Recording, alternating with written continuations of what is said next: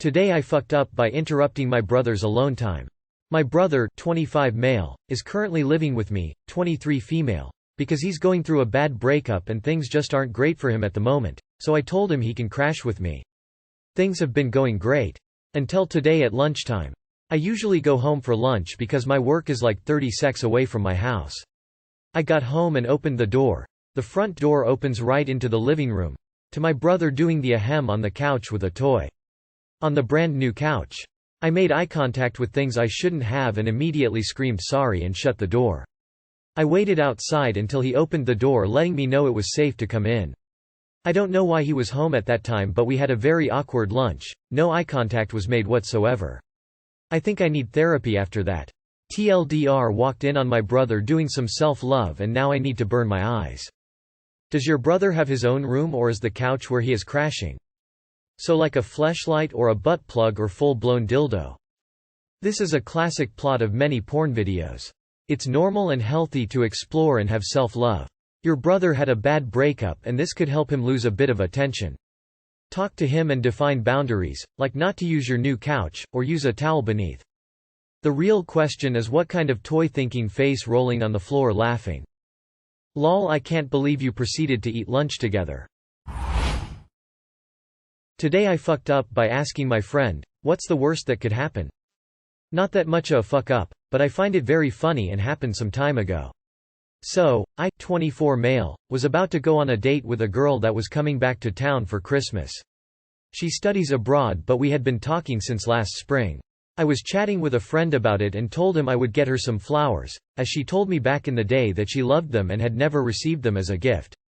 My friend said he would be too embarrassed to do likewise, and I told him, it's not anything to be ashamed of, what's the worst that could happen?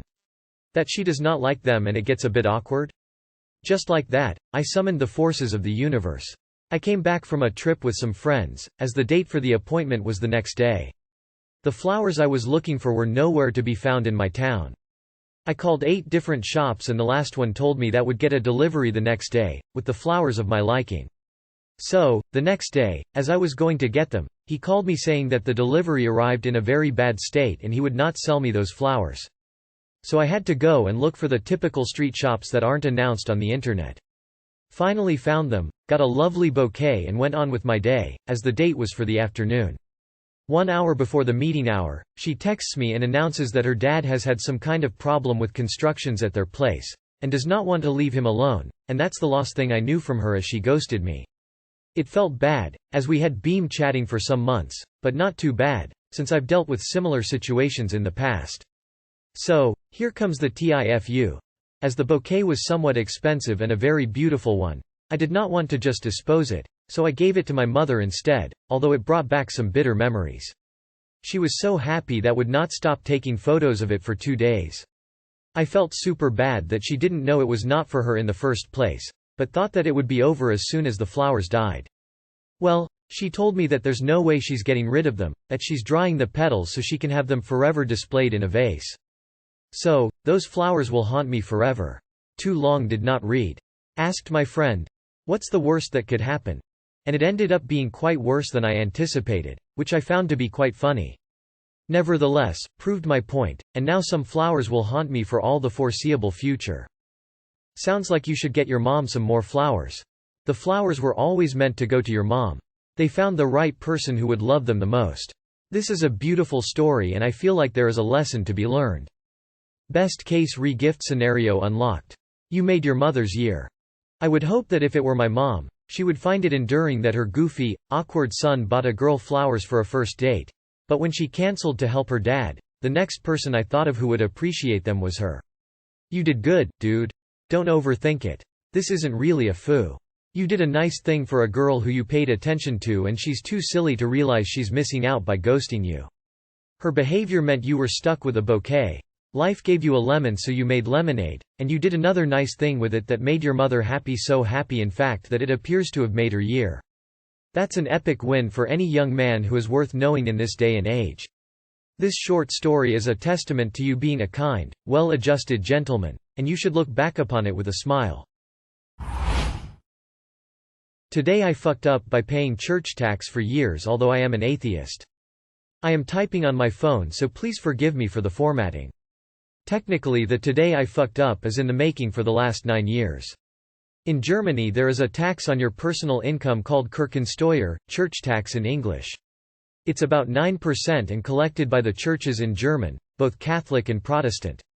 When I was first working in Germany, amongst many paperwork, there was one called Anmeldung, registration, whereby I had to register my info, address, work, family situation, and religion if any, to the federal authority. At the religion box I filled, keine, none. So the job was great. Hamburg was a very vibrant city, time flew. After a while I noticed in my income statement there was a line called, Kirchensteuer, which by default I should be exempted. So I brought the matter to the HR lady, who condescendingly asked me that, every German pays it, do you think you are different? So being a foreigner in a foreign country, I was not keen on pissing off the HR who might hold sway to my work visa. So I piped up. Before COVID, I returned to my home countries and had a talk with another guy in the same field. Somehow this topic came up and turned out he was exempted. Too long did not read. Forced to pay church tax even I am a declared atheist. Too afraid of losing my work visa to fight with company HR about that. End up paying over €10,000 over the years for that freaking tax. FML. The lady at HR lied to you, and you should have gotten a second opinion. Only those who are part of a church pay it. Since I am atheist too, I don't. Maybe she was a devout Christian and wanted the church to benefit. FYI, piped up means to speak up. Perhaps you clammed up? It's about 9%. No, it's not. It's 9% of your income tax, not your total income.